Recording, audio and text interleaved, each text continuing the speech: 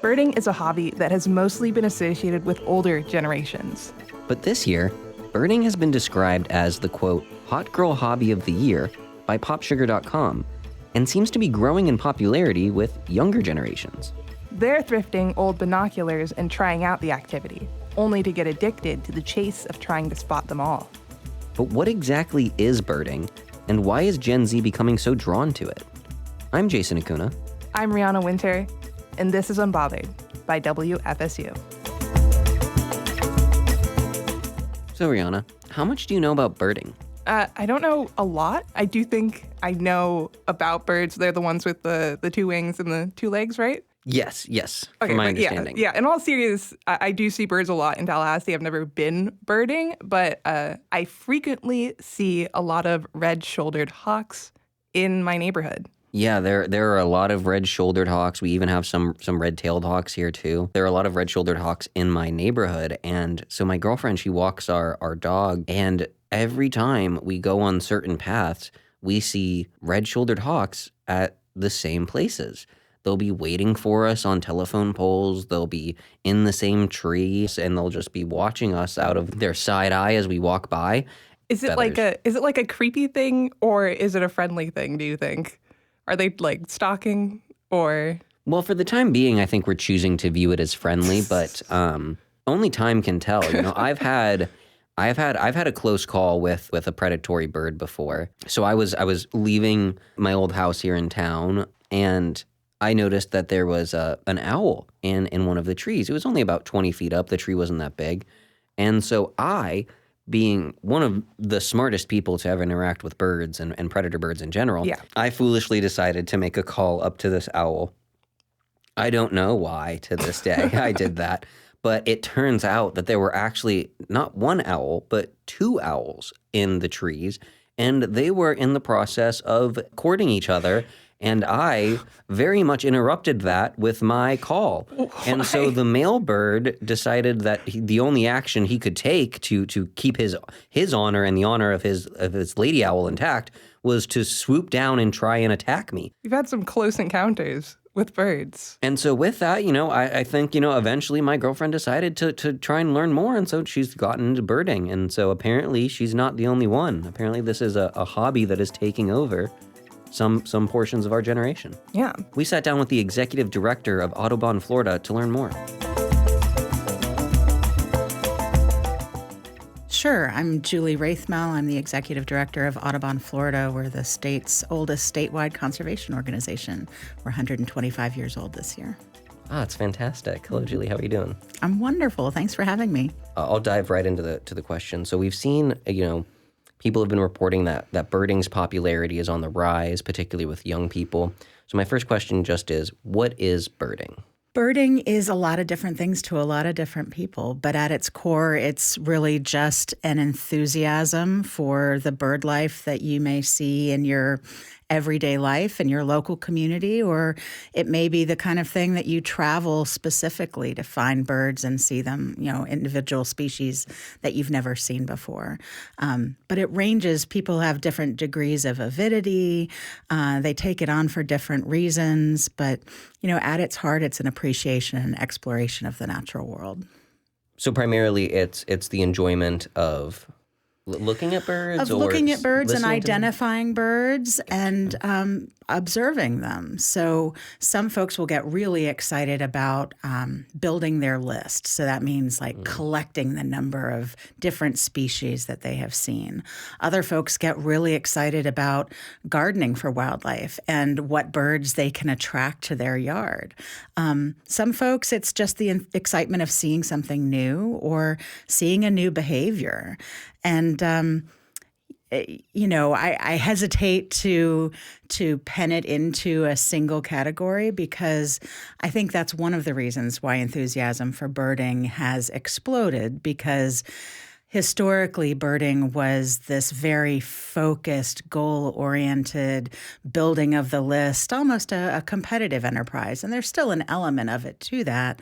But we've seen so much innovation and enthusiasm for all of the many ways that you can enjoy birds. And the broadening of that umbrella, I think, has welcomed new people into the fold. Yeah, I can imagine people have like a wish list of birds they'd like to see. Is that correct? Absolutely. And I mean, I will confess that before I went to India in my 20s, I ordered my copy of the Field Guide to India. And I did spend several nights poring over it lovingly, looking at individual species, and I hope I'll see one of those. So the anticipation is definitely part of it too. But whether you are that enthusiastic or avid, or it is a more recreational fancy at home. All of those things are valid as bird watching. Absolutely. And so you got into a few of the reasons, but why do you think its popularity might be rising specifically with younger people right now? I think there's a couple reasons. I think one is during the pandemic when we were all trapped at home, people started to notice what was around them, the everyday. And they also started to notice the changes, the small changes from day to day around them. And of course, that's the exciting thing about birds is they're migratory. Some of them breed in the Arctic next to polar bears and winter in Tierra del Fuego next to penguins. So you're never going to find the exact same group of birds in one place at the same time. So that change, I think, kind of helped us to mark time during the pandemic too. But also there's been an explosion, I think, in resources for helping people to identify birds, especially those that involve technology. Many of them are free, and so it has made the pursuit perhaps a bit more accessible, especially to generations that grew up with that digital mindset. It makes a lot of sense. You mentioned technology being a reason a lot of people get into birding, and I can imagine you talked about being in your 20s and getting a field guide to birds with the internet. If you happen to have a TikTok account with an algorithm and you see one video of like a really fascinating bird and then you keep seeing videos of birds, I can imagine that really gets you into the hobby a lot easier by just being shown and told, I guess, what you can experience from birding. Absolutely. And there are even specific apps now where, Audubon has an online field guide. You don't have to buy a book. You don't have to page through it. There are guides or there are services that you can record the birds that you're seeing, and everybody uses the same platform. So you've got kind of a cheat code. You can check and see what's been seen at this location recently, which helps you to narrow down the possibilities when you're identifying birds. There's even an app that's free that identifies birds by sound, which used to be the province kind of hardcore birders. We would learn and memorize those calls, and sometimes even little mnemonics, phrases to help you remember which call was which. But now it's, in the palm of your hand, just simply with your smartphone. So I think that some of those resources have also made it easier for people to get involved and enjoy the thrill and have some success with kind of a lower investment of energy and intensity. And then once they're hooked, they're in it for good. Absolutely. So the technology can make it a lot less daunting, which is great. And going off of that, what advice do you have for people looking to get into birding as a hobby? What kind of things should they be looking at? What kind of binoculars would they maybe want, or monocular, in that regard? What could you help them out with? So one of the very best things that I think they should do is to find a community.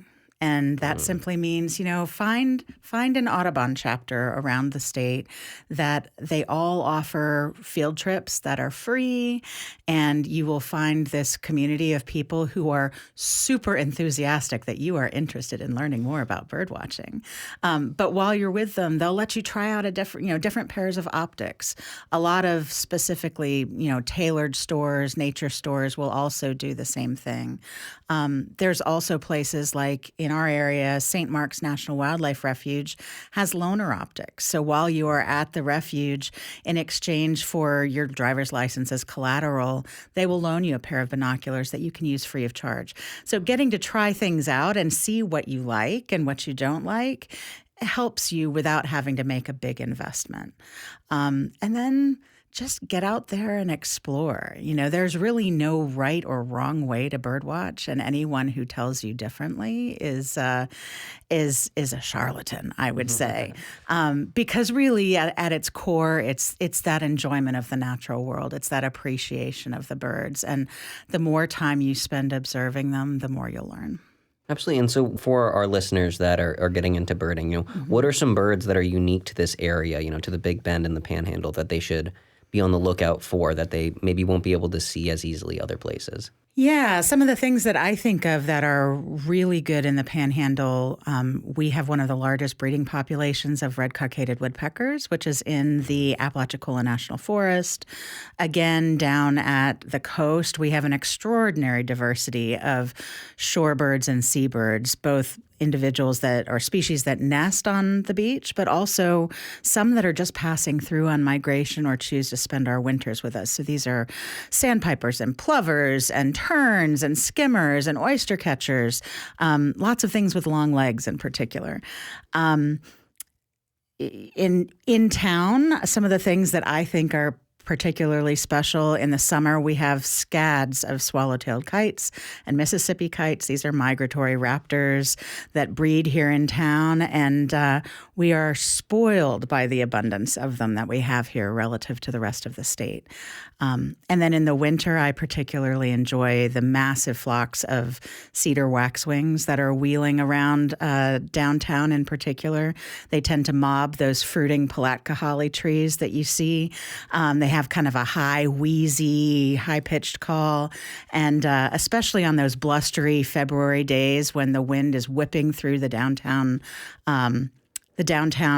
buildings, and all of the lobbyists and legislators are kind of tapping across the marble, oblivious. There are these massive flocks, performing these feats of acrobatics as they go flying through the skies on those winds, and it just adds an additional layer of detail and beauty to your life that that once you see it, you can never unsee it. Do you have any favorite birds, or having a birding experience that has been your favorite? Yeah, it's hard. I tell people that I don't want to choose between my kids, so I try not to choose favorites. But there are always just these kind of magical experiences. When I was a child in Central Florida, there are massive flocks of tree swallows that are migrating north up along the St. Johns River floodplain. And so they're like these little teeny tiny fighter jets. They're metallic blue on top and snow white on the bottom. Giant flocks, and they are so very nimble. They whip through the air, and sometimes you find yourself in the middle of this flock, and you're just humbled by the fact that there are no midair collisions, and yet there's no air traffic control either. And it's just this magical moment when you've lucked into it, and it reminds you, it's just a moment of gratitude that you've gotten to experience something that you could not have predicted or planned, and yet here you are with such luck. Baby birds are always fun. It's always exciting to be at the beach up here in the spring and see, least terns on the sand feeding their chicks. A lot of people don't realize that birds don't just nest in bushes or in trees, but these birds actually lay their eggs directly on the sand. And the parents are shading them to keep them from cooking in the sun instead of keeping them warm. And so the care and the tenacity of that. Could you imagine raising a human baby in that hostile environment of like sun and sand and salt? We wouldn't last 12 hours. And yet, some of these species like snowy plovers, the chicks are up and running around miles down the beach with mom and dad within hours of emerging from the eggs. So, it's just kind of, it's not just seeing the species, but it's also understanding their biology and just how amazing they are. And then I also like migratory birds, and that's what this time of year is. One of the really cool things is so many birds are moving this time of year that you can actually see them on radar. They light up on radar.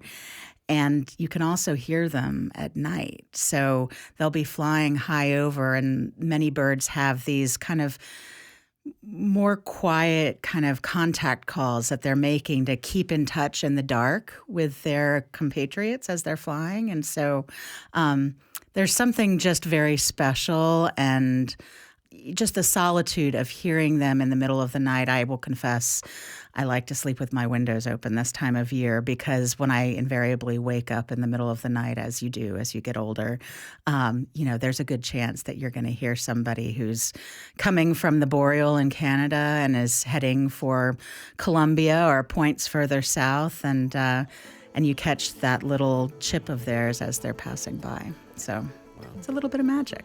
Well, Julie, thank you for taking the time to speak with us about birding. I learned a lot about it, and I learned a little bit more about why it's taking over Gen Z. It seems completely natural to be taking over Gen Z, and I think I'm going to start birding a lot more soon myself. Absolutely. Come on out. I'd love to take you. It'd be fun. Thank you. You bet.